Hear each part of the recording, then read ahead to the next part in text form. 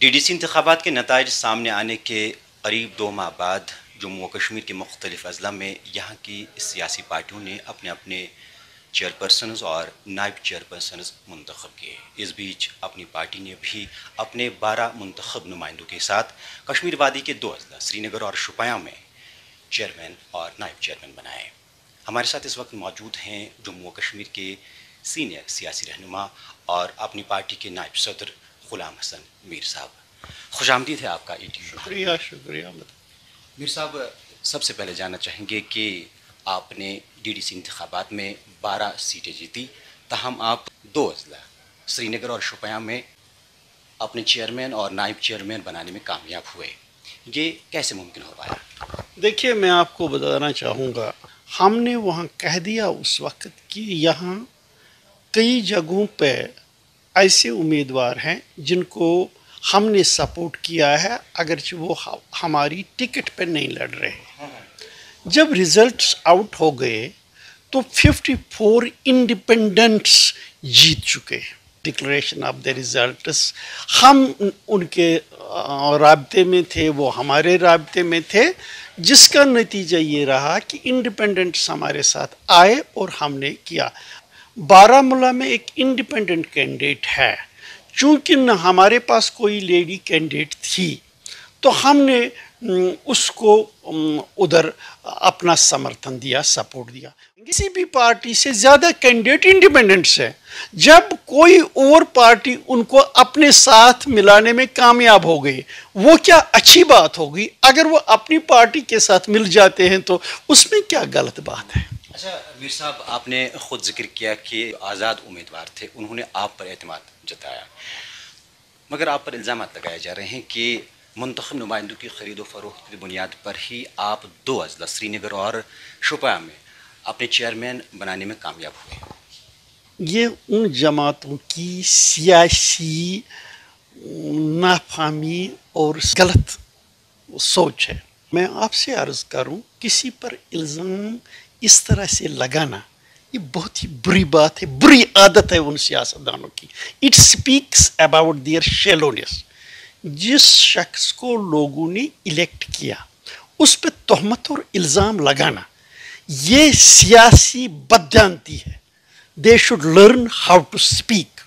یہ بدقسمتی ہے، یہ ان جماعتوں کے بڑے لیڈر ہیں، ان کے خلاف ایسی قانونی کارروائی کرنی چاہیے جو غلط پالیٹکس، ان کی عمر بھر کی سیاست غلط نعروں پہ بنی ہوئی ہے، اب بھی یہ غلط باتوں سے سیاست چلا رہے ہیں۔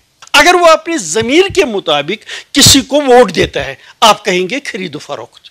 وائی ڈونٹ دے سے کہ جس نے بھی اپنا ووٹ کہیں اور دیا، he doesn't like his party, وہ اپنی پارٹی کا پروگرام پسند نہیں کرتا ہے۔ مشورہ دیتا ہوں ان لیڈروں کو، مشورہ دیتا ہوں، introspect yourself, why you are not in a position to contain your people, کیونکہ آپ کی سیاست غلط ہے۔ ٹھیک ہے، ایک ہوا آپ نے کھڑی کی تھی اس لیے آپ کے ساتھ رہے، وہ دل سے آپ کے ساتھ نہیں رہنا چاہتے because your politics is not correct. آپ کے جو بیانات اکثر آتے ہیں ان میں آپ ذکر کر رہے ہیں کہ جو گورنر راج ہے وہ عوامی اور جمہوری حکومت کا متبادل کبھی بھی اور کسی بھی صورت میں نہیں ہو سکتا ہے۔ کیا اپنی پارٹی جموں و کشمیر میں اسمبلی انتخابات جلدی کروانے کے لیے کوئی خاص پہل کر رہی ہے؟ دیکھیے، اپنی پارٹی جو بنی ہے، اپنی پارٹی کا پہلے سے ہے کہ اسٹیٹ ہوڈ فوری طور جموں کشمیر کو ریسٹور ہونا چاہیے، کیونکہ جموں کشمیر کے لوگ ڈس ایمپاور ہو گئے ہیں۔ اب ہر کوئی قانون آپ کے لیے دلی سے بنتا ہے، اس سے چاہے جموں کے لوگ ہوں چاہے کشمیر کے لوگ ہوں، ان کو قانون بنانے کا اختیار ہی چھین لیا گیا ہے۔ تو اس لحاظ سے ہمارا یہ ماننا ہے کہ الیکشن فوری طور ہونی چاہیے تاکہ لوگوں کی جو لوکل لوگ ہیں جموں کے، کشمیر کے، ان کا ریپرزنٹیٹیو کریکٹر پیدا ہو جائے۔ مثلا اپنی پارٹی نردشا ڈھونڈتی ہے۔ ہندوستان میں کہیں بھی ابھی یہ تو ویمن ریزرویشنز کی باتیں کرتے ہیں، میونسپل میں، پنچایتس میں، BDC میں کیا، اس میں کیا۔ اپنی پارٹی بلیوز کہ 33% reservation should be women in the assembly elections as well. آپ اس کو خوش قسمتی سمجھ لیجئے یا کیا سمجھ لیجئے. اپنی پارٹی کا وجود 8 مارچ کو لاسٹ ایئر ہوا. 8 مارچ وہ دن ہے جس دن کو ویمنز ڈے منایا جاتا ہے. تو اس لحاظ سے اپنی پارٹی یہ چاہتی ہے ویمن ایمپاورمنٹ. اور آج الطاف صاحب جو پریزیڈنٹ ہے اپنی پارٹی کے، اس نے یہ کہہ دیا، اب اپنی پارٹی کی طرف سے ایک میسیج آ گئی کہ ہم گورنمنٹ آف انڈیا سے یہ کرتے ہیں کہ یہاں 33% ریزرویشن ویمنز کے لیے ہونی چاہیے. میر صاحب اپنی پارٹی بدلاؤ کے حوالے سے بات کر رہی ہے، اور آپ یہ بھی کہہ رہے ہیں کہ این سی اور پی ڈی پی نے یہاں کے لوگوں کو ابھی تک گمراہ کیا، اور اب دفعہ 370 کی بحالی کے نام پر پھر ایک بار گمراہ کرنے کی کوشش کر رہے ہیں. اب آپ کی سیاست پر لوگ کس طرح یقین کریں گے، کیونکہ آپ بھی ان پارٹیوں کا حصہ رہے ہیں؟ دیکھیے، جب آپ کسی پہ بھروسہ کرنے کی بات کرتے ہیں، بھروسہ ایک دن میں نہیں ہوتا ہے.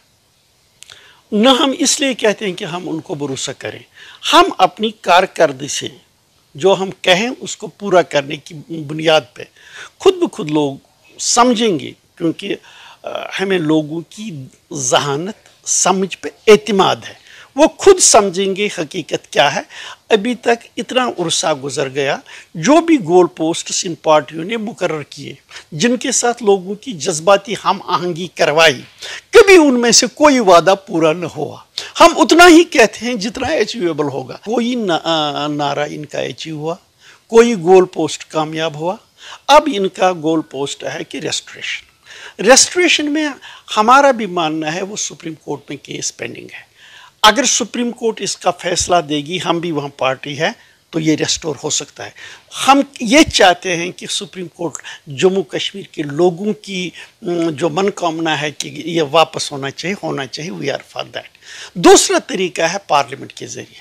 مجھے بتاؤ، جو کانگریس اس وقت اپنا نیشنل کانفرنس آف کانگریس اپنے ساتھ ملے ہوئے ہیں، کبھی کانگریس نے یہ کہا کہ ہم ریسٹوریشن کے لیے سپورٹ کریں گے؟ کمیونسٹس نے کبھی کہا ہم ریسٹوریشن کے لیے سپورٹ کریں گے؟